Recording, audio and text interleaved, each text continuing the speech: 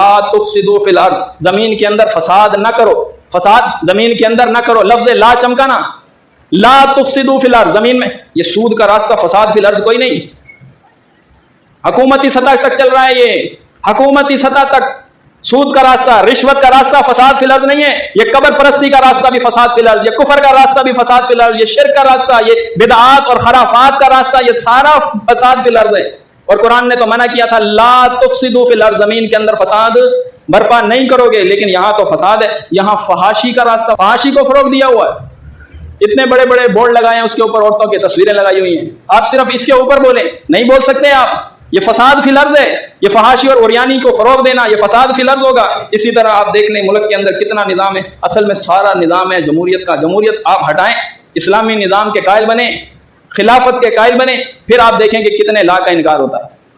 سارے لا کا انکار ختم ہوتا چلا جائے.